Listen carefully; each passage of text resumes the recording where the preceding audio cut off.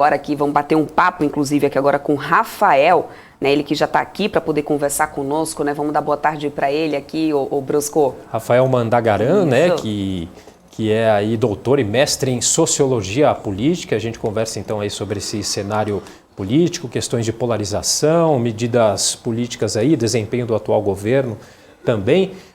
Uma ótima tarde para você, Rafael. Eu queria começar falando sobre essa notícia que surgiu hoje, né, do presidente Bolsonaro dizendo que só vai participar aí dos debates em um segundo turno. Depois, o ex-presidente Lula também chegou a afirmar que só vai participar quando o Bolsonaro participar dos debates. Queria a sua opinião sobre mais essa questão aí envolvendo a política.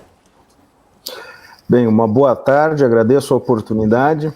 Bem, esse é um posicionamento bastante, digamos assim, racional do presidente Bolsonaro. O fato, né, de não querer exatamente se apresentar, porque ele sabe que o desempenho do governo dele é um desempenho ruim. E, logicamente, isso vai dar muita munição, né, para os seus concorrentes. E, no caso, logicamente, o concorrente maior é o ex-presidente Luiz Inácio Lula da Silva. Então, logicamente que um debate para Bolsonaro pode ser uma oportunidade dele exatamente diminuir as suas intenções de voto, né? Até porque pode existir exatamente uma espécie de aliança no momento do debate, né, entre os demais concorrentes para exatamente, né, criticar a péssima atuação aí desse governo Bolsonaro, principalmente do ponto de vista econômico, né, e as tentativas aí frustradas, né, e errôneas que tem exatamente para tentar contornar esse péssimo desenvolvimento, esse péssimo, né, desempenho econômico. Agora, Rafael, falando um pouquinho sobre também as tramitações, né, quanto à pauta, por exemplo, da reforma tributária, ou também o adiamento da votação da PEC, o quanto que essa falta de quórum realmente impacta o andamento dessa reforma? Porque como isso deve andar, né, nas próximas semanas no Senado, tendo em vista que cada vez mais a gente só vai se aproximando desse período eleitoral? É o que a gente tem falado no meio. A eleição, né, o pleito já começou, né? Mesmo que oficialmente nós não tenhamos ainda as convenções oficializando os candidatos, mas nós sabemos que a corrida já começou. E a corrida presidencial, as corridas das eleições já começaram. E é lógico, né, que nós estamos vendo aí decisões, muito desse apoio que nós estamos querendo, que a gente tenta analisar em relação a essas ações do governo, estão praticamente relacionadas à questão de capital político e a desempenho nessas próximas eleições.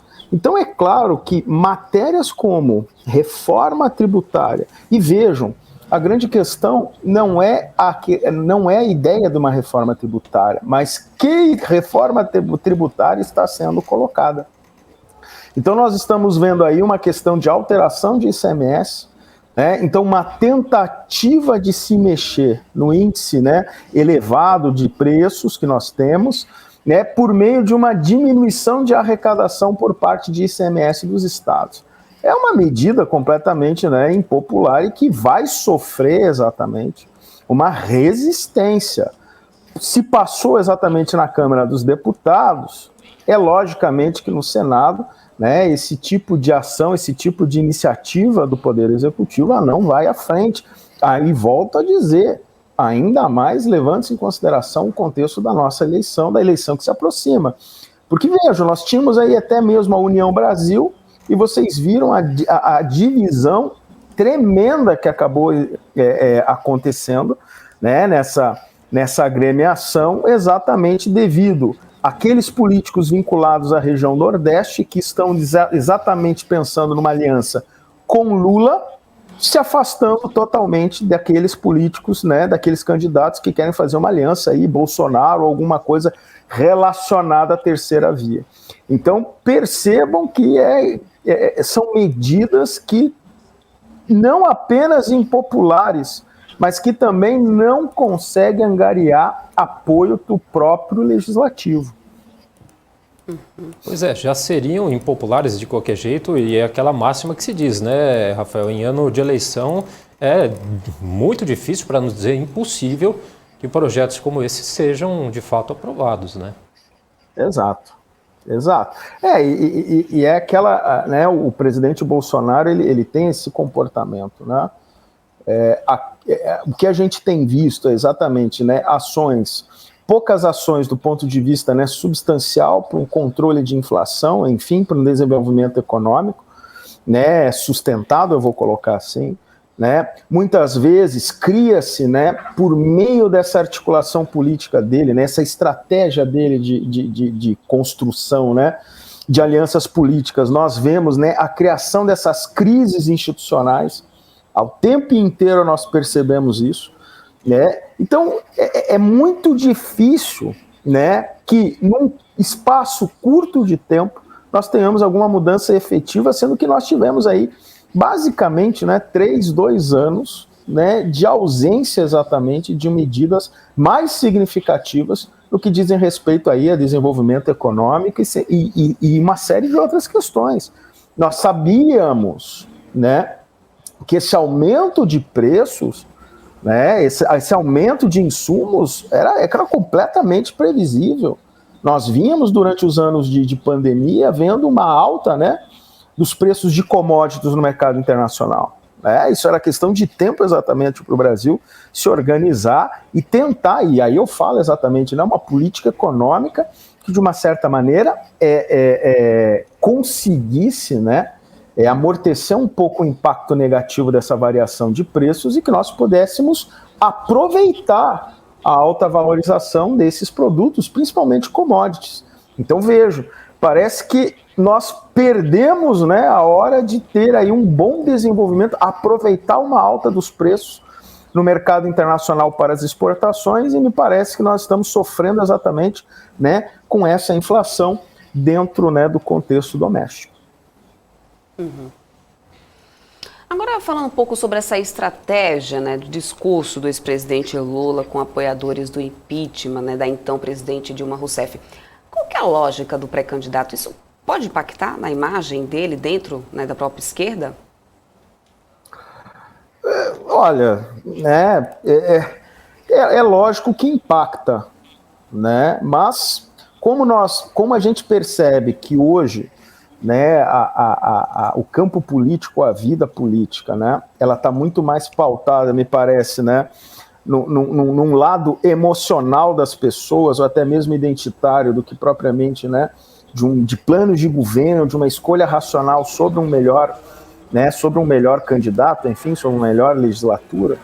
A gente percebe, né, que fica muito evidente, né, essa estratégia do ex-presidente Lula, né, de querer ganhar a eleição a qualquer custo. Né? E está se colocando de maneira muito muito evidente, né, o velho pragmatismo político. Então, me parece que nesse âmbito, né, nesse contexto que nós temos aí de eleições presidenciais, né, as ideologias, né, elas ficarão de lado. As ideias servirão apenas aí para uma mobilização, né, da base que apoia exatamente esses candidatos, mas essas ações, nós analisando com um pouco mais de cautela, né, e de um ponto de vista mais racional, nós percebemos que é um pragmatismo político, puro e simples, né, com o objetivo de se ganhar exatamente as eleições, né, e claro, além de se ganhar as eleições, a formação de uma maioria nas casas, né, na Casa Legislativa, isso tanto, né, na Câmara dos Deputados, quanto também, né, no Senado, mas principalmente na Câmara dos Deputados. E a gente tem essa situação extremamente peculiar, né, aí o Geraldo Alckmin como vice aí do ex-presidente Lula, inclusive uma declaração do presidente Lula, se não me engano, ontem, dizendo que o PSDB acabou, né? O que surtiu aí uma reação rápida, inclusive de Aécio Neves, mas fato é que a gente tem essa situação completamente inimaginável há algum tempo, né? Lula ali com Alckmin, antigo cacique ali do PSDB, e fazendo esse tipo de declaração. Não, exato, é como você estava até comentando aí a questão da Ucrânia, né? A gente pode até puxar um pouco para essa questão internacional. quando os recursos se extinguem, né, quando a dificuldade ela se apresenta, né, aí o pragmatismo fala muito mais alto, eu vou atrás dos meus interesses. E me parece exatamente que esse é o objetivo aí do ex-presidente Lula, tá certo? Né, então, a gente vê, né, me parece assim, né, uma união, uma aliança para derrotar um inimigo maior, mas é uma aliança pura e exclusivamente pragmática, né? Ela não tem exatamente nenhuma matiz ideológica, e eu acho que essa é a grande questão que as pessoas, os investidores, enfim, todos os interessados nesse contexto têm que perceber. Essa mobilização ideológica é uma mobilização ideológica para mobilização, mas ela não se verifica exatamente como algo que acontece na ação política, né, de qualquer um, seja um de esquerda, seja um de direita, enfim, seja a terceira via, etc. Nós continuaremos vendo essas coalizões e essas formas, muitas vezes espúrias, dessas coalizações, não apenas políticas, né, por intermédio de interesses, mas também, né, por até compra, como nós temos visto, né, com essas tentativas, né, essa própria questão do orçamento secreto, que se coloca exatamente, né, uma forma de compra de apoio por meio de emendas parlamentares, passando por qualquer crivo, por qualquer tipo de controle, né, que regula exatamente as contas públicas, como lei de responsabilidade fiscal, entre outras coisas. Uhum. E quanto que o Lula, de repente, pode acabar se prejudicando, né, trazendo de volta esse impeachment da Dilma à tona, principalmente quando ele tem o vice, que era o rival no passado, como que a gente estava falando aqui, e além disso, ainda também, se a gente for elevar pontos negativos, a gente não pode esquecer do período em que o Lula também, né, esteve preso, todo esse desgaste ali de imagem que ele também passou. Isso não pode acabar respingando contra ele mesmo? Ah, com certeza. Com certeza. E isso será muito bem explorado, acredito eu, durante a campanha, né, por parte aí dos seus concorrentes. Né? Uhum. Porque hoje nós temos, porque vejam, né, essa polarização ela está tão forte que nós nem conseguimos uma chapa alternativa, não consegue, né, se colocar dentro desse conflito, dentro dessa polarização entre presidente Bolsonaro e ex-presidente Luiz Inácio Lula da Silva. Mas vejam, vai ser exatamente uma campanha, se ficarmos exatamente com esses dois candidatos, será uma campanha política extremamente cansativa, né, e que vai usar de todos os recursos aí para tentar angariar, né, os votos necessários para isso. Nós já vimos a movimentação, né, do presidente Jair Bolsonaro semana passada devido à publicação daquela pesquisa do Datafolha, né, de uma possível derrota já em primeiro turno. E, logicamente, né, que nós temos, né, e que o presidente Bolsonaro se coloca numa situação até sui generis e ímpar, né, porque ele é o candidato à reeleição, né, que não está à frente das pesquisas, porque tanto na reeleição, né, na campanha à reeleição do presidente Fernando Henrique Cardoso e do próprio Lula e da própria Dilma, os três eram, né, estavam na frente, digamos assim, das intenções de voto. E não é o caso de Bolsonaro. Né? O Bolsonaro não está, ele já está correndo atrás. Agora, né, o que vai acontecer? Que elementos serão trazidos para, né, criticar ou mobilizar exatamente os votos? A gente não espera, mas eu realmente não espero o que será dito. É lógico que todo esse passado recente do ex-presidente Lula vai aparecer. Né? Isso é fato, não tem como nós falarmos que não, ex-presidiário e etc. Agora, como que isso vai ser contornado? Aí realmente nós veremos uma batalha de titãs entre os gerentes, os responsáveis pelo marketing de ambos os candidatos, mas que realmente vai ser vai ser uma competição muito acirrada e que vai valer exatamente tudo que for possível aplicar para se conseguir os votos.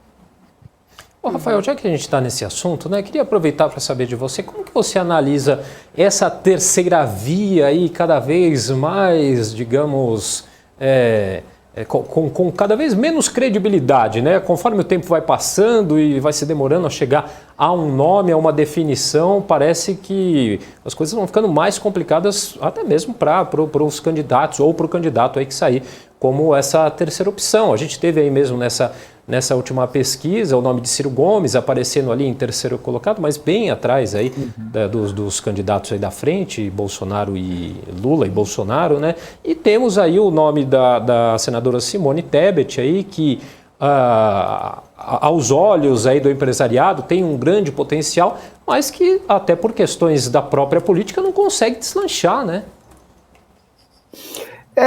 O que a gente tem percebido exatamente, né, na política brasileira é essa falta dessa articulação. Não, desde a polarização, o que nós vimos foi exatamente uma articulação pautada nessa dicotomia entre a esquerda e entre exatamente essa direita conservadora. Tá? Mas então as articulações todas funcionavam em nome exatamente dessa questão dos conservadores versus, né, o pessoal da esquerda e até mesmo aqueles que defendiam uma agenda progressista, como é o que se falava. Mas percebam que em toda essa história, né, forças tradicionais da política brasileira começaram a perder espaço e terreno. Né? Então, um deles que está tentando, digamos assim, colocar a terceira via é exatamente o PSDB. Mas o PSDB tem dificuldade até mesmo de se colocar os seus interesses, formar um consenso dentro, como partido. Então, se nós percebermos aí, né, nas últimas 2 semanas, as discussões em torno exatamente da candidatura do próprio João Dória, né, e que de uma certa maneira comprou uma briga exigindo que respeitasse a escolha que tinha sido feita na pré-convenção, enfim, e aí ele pede exatamente, né, renuncia à corrida presidencial, e aí se aventa mais uma vez a possibilidade de apoio aí a Simone Tebet. Mas é lógico, né, nós temos aí essa falta de articulação, né? Me parece que PSDB, esses partidos, com exceção do DEM, né, em algumas regiões, carecem de uma articulação mais clara politicamente falando, mas a gente percebe uma clivagem muito forte dentro deles. Então, e aí nós temos, né, quando a gente fala aí da chapa com a Simone Tebet e até mesmo com o Eduardo Leite, do ponto de vista de representatividade, é uma chapa interessante, né? Simone Tebet, uma mulher, né, com uma representatividade significativa, né, com certo poder político, né, com certo prestígio político, e a mesma coisa o Eduardo Leite. Né? Mas vejam, né, que parece que não vai para frente, porque nós temos a Simone Tebet do PMDB e um elemento precisa ser colocado na mesa, né, que o próprio MDB, o antigo PMDB, também é um partido que está muito associado não apenas, né, ao impeachment da Dilma, mas também está muito envolvido nessas questões de corrupção que estavam por detrás aí da Operação Lava Jato. Né? Então percebam que o MDB, que era uma das grandes forças políticas nacionais, né, também sofreu um golpe muito forte desde o impeachment da Dilma e desde exatamente da Operação Lava Jato. Então eu percebo exatamente isso. E aí nós temos, né, um desses grandes tradicionais partidos, é exatamente o DEM. Né, e que nós vimos uma força do DEM, principalmente articulado pelo Rodrigo Maia, lá, né, nos primeiros anos, né, do governo Bolsonaro, e que foi exatamente responsável por toda essa mobilização para a aprovação da reforma da Previdência, que foi a reforma exatamente que o governo Bolsonaro conseguiu colocar, né, e implementar.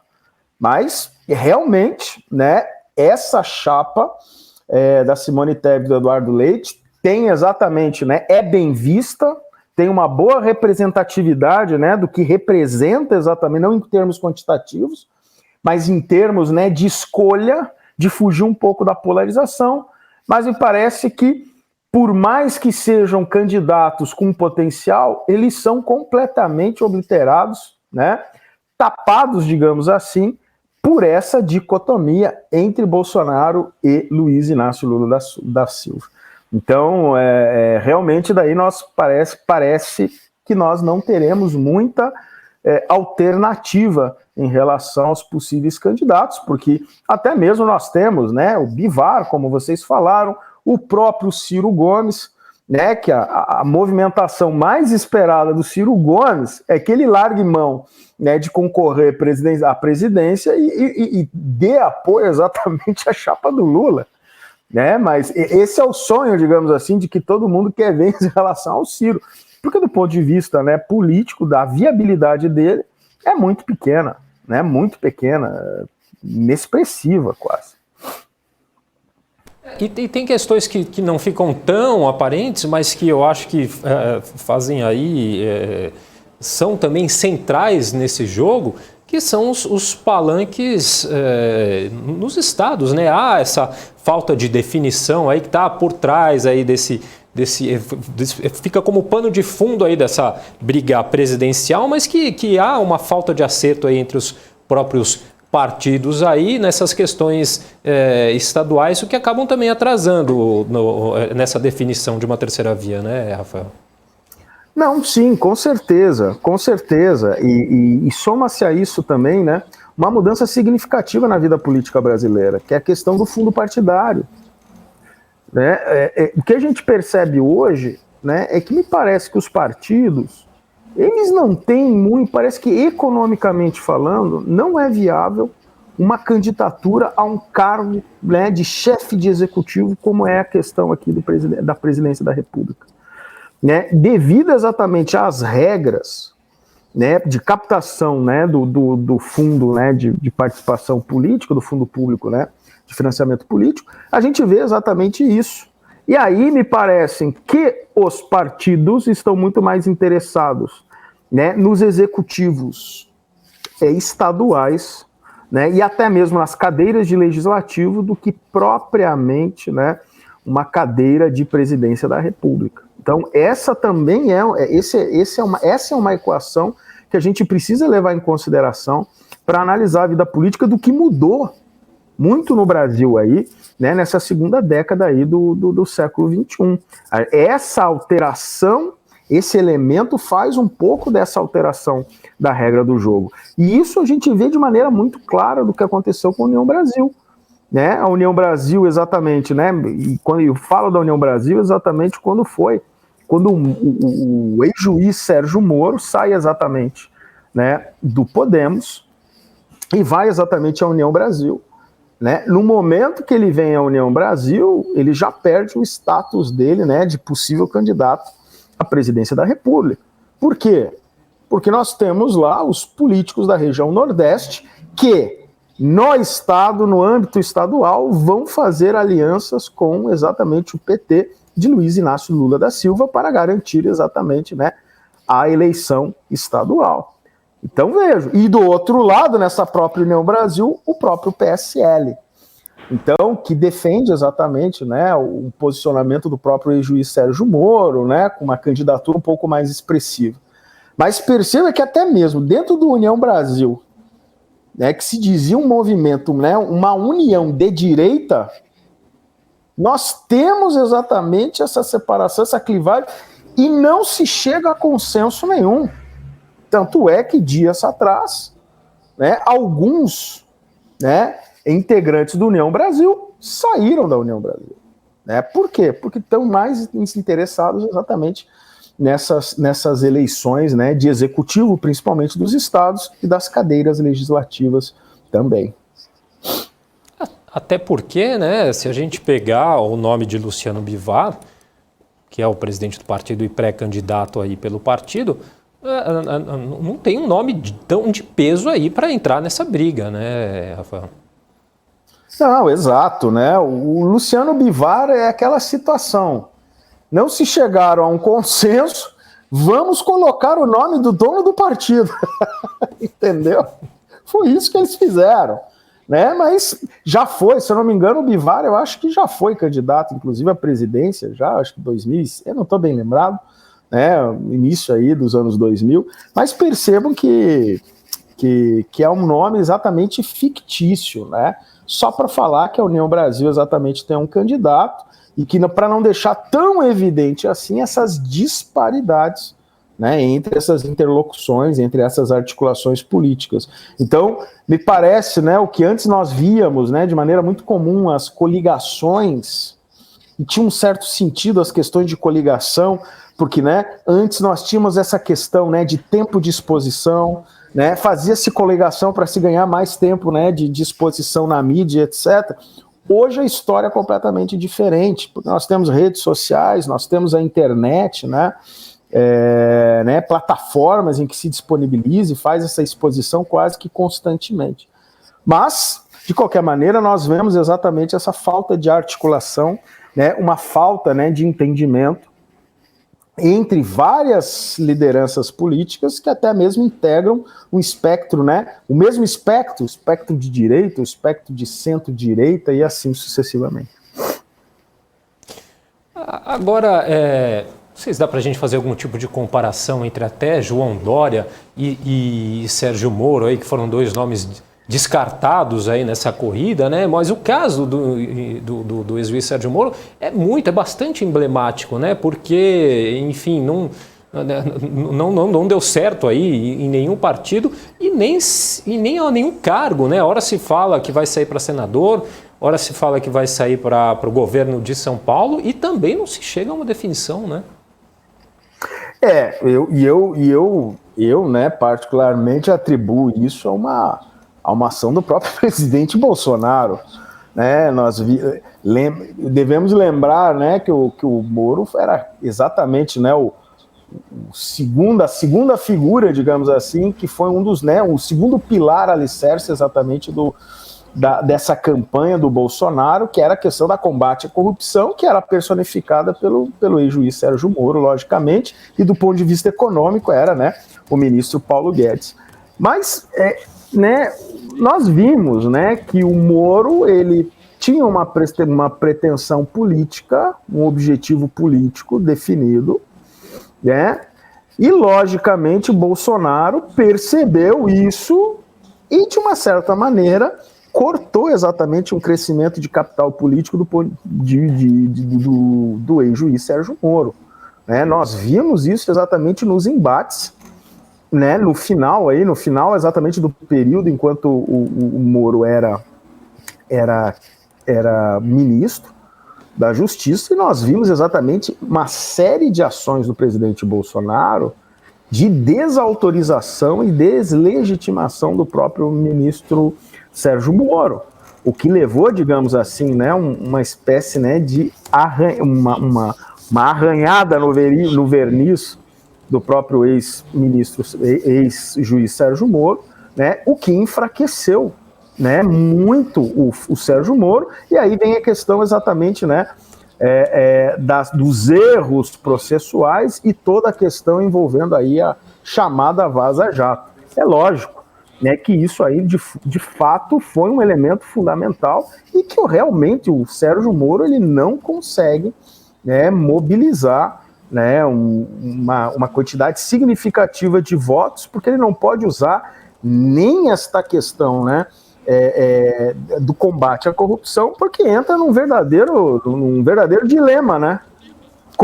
Pode-se cometer crime para combater crimes, né? Então fica algo assim muito frágil, e me parece que esse é o calcanhar de Aquiles do ex-juiz Sérgio Moro, né? A gente não sabe se ele vai ter exatamente um futuro, um espaço aí na vida política, mas agora muito difícil, eu acho muito difícil, né? Acho difícil até que ele saia como candidato a Senado, acho difícil, mas enfim, em política tudo pode, né? Tudo pode acontecer. Como disse até o próprio né, ex-deputado federal que teve aqui, o Eduardo Cunha, né, todo mundo pode renascer das cinzas na política, como ele mesmo está tentando renascer. Agora eu queria falar um pouquinho sobre essa PEC, pois é, essa PEC que quer cobrar as mensalidades nas universidades públicas. Quanto que isso pode impactar na imagem do próprio presidente Bolsonaro para essas eleições? É mais um tema em que causa bastante discussão e que acaba, né, trazendo aí opiniões bem opostas, né, movimenta bastante, ou seja, pode causar um grande desgaste para o presidente? Com certeza. Tá? Com certeza pode causar um grande desgaste para ele, porque, veja, é mais uma dessas ideias que ele gosta, ele tem uma predileção por isso, né? Ele tem uma ideia, desenvolve uma ideia, do ponto de vista prático, né? É difícil a aplicação, né? Porque a gente começa a pensar numa operacionalização desse tipo. Quem é que vai pagar? Vai pagar quanto? Como é que vai ser? Então vai se criar mais um sistema para fazer a gestão disso. Olha só, gente. Fora questões também relacionadas, né, à judicialização. Alguém paga, alguém não paga, aí a pessoa se sente no direito, vai pedir exatamente na justiça um tratamento isonômico. Veja, são ideias, né, que elas não têm uma viabilidade prática. Elas não têm exatamente um objetivo de uma solução propriamente dita para um problema. São ideias que ela têm um objetivo de mobilização, como você bem disse, de debate, de polêmica. E, logicamente, que no momento que uma ideia dessa, que já é natimória, não vai vingar, por uma série de impedimentos e dificuldades práticas, logicamente que dá um salvo-conduto para o presidente Bolsonaro falar o seguinte: olha, eu tentei fazer exatamente alguma coisa com as universidades federais, não quiseram, não me deixaram. Da mesma maneira, né, que se acontece alguma coisa, né, que é realizada fora das competências do executivo, ou até mesmo do presidente, né, da República, e daí vai ao STF, ele sabe que não é competência dele. E ele sabe que o trâmite legal para isso é o STF falar que ele não tem competência para isso e esse ato, então, se torna nulo. Veja, e aí ele utiliza isso exatamente para falar: não, eu estou fazendo alguma coisa, eles é que não estão deixando eu fazer. Então, me parece que essa questão, né, é mais do mesmo, né? É mais uma cortina de fumaça, né, que tenta exatamente criar essa mobilização, esse burburinho político, né, mas que, no fundo, a realização prática disso é muito complicada. Né, é muito complicada e precisa exatamente ter, né, um debate um pouco mais aprofundado, como se o problema, né, da educação superior fosse exatamente o pagamento de mensalidade dos alunos. Né? E aí eu falo exatamente do setor público. A grande questão não é essa. A grande questão é o esvaziamento, né, de recursos para essas políticas, como nós tivemos aí nos 2 últimos anos, um esvaziamento total de políticas aí, né, de recursos exatamente para o desenvolvimento das atividades das universidades, né, federais. Agora, é lógico, não quer dizer, né, que não existam interesses, né, corporativistas dentro dessas instituições. É lógico que existem, né? Mas vejam, é a mesma história, gente, daquela questão do aumento ao funcionalismo, né? Então, essa que é a grande questão. É exatamente, né, é mais, digamos assim, mais do mesmo em que o presidente tenta jogar, né, com essas ideias, que é, de uma certa maneira, né, agradar a galera, mas, né, não surte resultado no ponto de vista prático. Parece que é apenas um campo discursivo, é um exercício apenas discursivo, de mobilização política, mas sem mover exatamente uma palha para resolver alguma coisa. O que acontece não só no governo Bolsonaro, mas que é uma prática comum que a gente vê, principalmente em períodos aí de eleições, né, em anos eleitorais, né, Rafael? Exato. Tá certo.